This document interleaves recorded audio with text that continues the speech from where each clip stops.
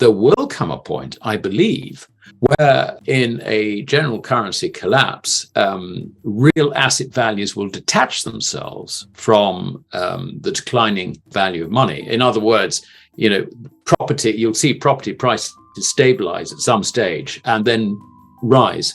They will fall very heavily in gold terms because under those circumstances, real money will be only available at huge premiums because there's not a lot of it compared with all the currency that is being destroyed. So I think, Daryl, the answer to your question is yes, I do see further substantial falls in stock markets because not only are we not done with the rise in government bond yields around the world, but they are going to rise considerably further, and that's going to create even more difficulties for governments whose budget deficits are going to increase very substantially as a result of the contraction of bank credit, which I think we've discussed before.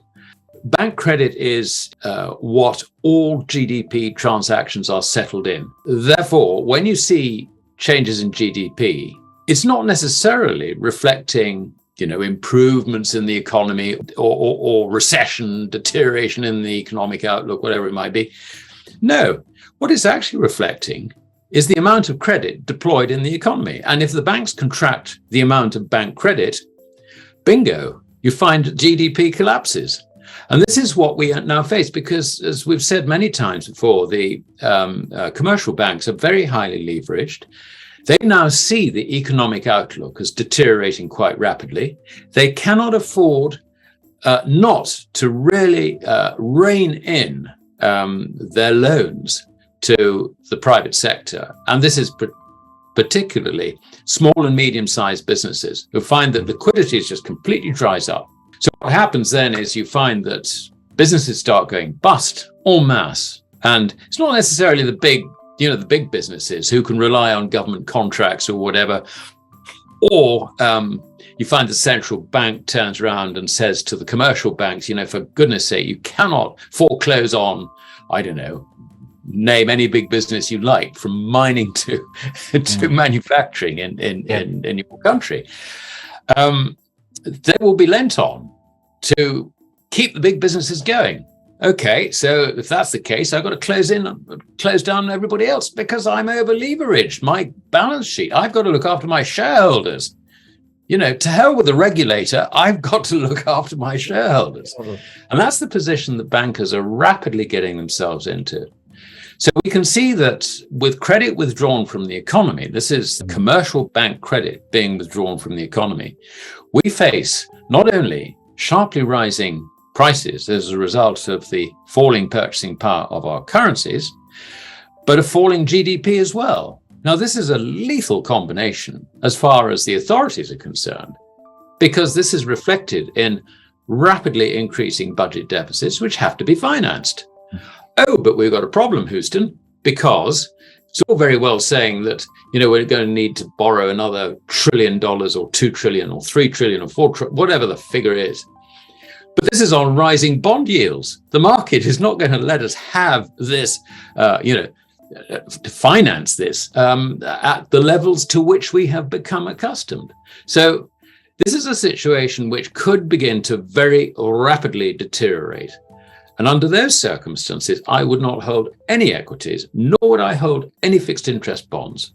There is only one thing to do, and that is to try and get as much as you can out of the fiat currency paradigm and hold real money, which is metallic gold and silver. When it comes to the $50,000, I'd rather look at it differently from John in that respect. I think that has to be a guess on his part. It's sort of penciling in a number. But we know that the Americans are anti-gold and pro-dollar, and good reasons why they should be, because they've promoted it to be the world's reserve currency. Everything is traded in dollars. But the reason they will have to towel on gold is really very, very simple.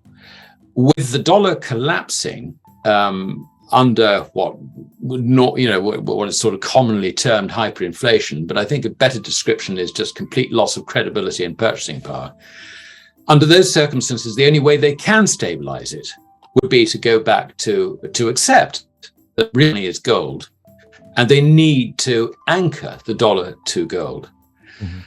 I think it's quite possible that you might see the dollar go down to the point where they're considerably more than 50,000 to an ounce of gold. I really don't know. I mean, that is ahead of us, but there are going to be extreme difficulties, I think, for the Western fiat money establishment, fiat currency establishment, extreme difficulties for them to accept the reality of the situation. And it's going to be different for different countries. I mean, Canada has sold all its gold, got none at all. Britain, under Gordon Brown, sold 2/3 of its gold, which wasn't very clever. And so far as I'm aware, the Treasury has made absolutely no attempt to recover any of the gold that it lost at under $300 an ounce, by the way. Mm. I mean, some countries, bizarrely, seem to have quite a lot of gold. I mean, places like Turkey, whose currency is collapsing. Yeah. And interestingly, going back to if you like, the Russia-China axis, I mean, if you look at who's actually been buying gold in the central banks, it's been predominantly, Shanghai Cooperation Organization members, also other members of the Eurasian Economic Union. If you take all those together, they've, accumulated far larger amounts of gold than any of what I would call the sort of either Western aligned or non-aligned nations' central banks. I think we're looking at something like over 4,000 tons as against 800 tons. This is quite an important signal, I think, that there's going to be a more ready acknowledgement and acceptance that currencies should be linked to gold in Asia than is likely in the West. But really, as to John's point about $50,000, I think that can only be a pencil-in figure. I don't know whether he looked, say, at the quantity of money supply relative to gold ounces held by the US government. I mean, people do that sort of thing, but I mean, you can't, because for a start, the US government reserves haven't been audited, and B, really what you're looking at is a situation which is going to deteriorate from now. You can't really think in terms of, you can't really say, if the situation stopped now, then they would need to have so many, the price of gold would have to be whatever, because that's not happening.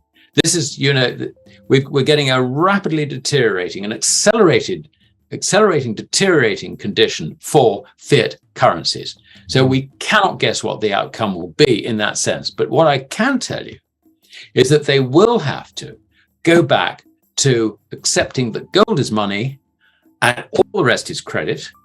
And the only way to stop the collapse in the value of that credit is to anchor it to gold.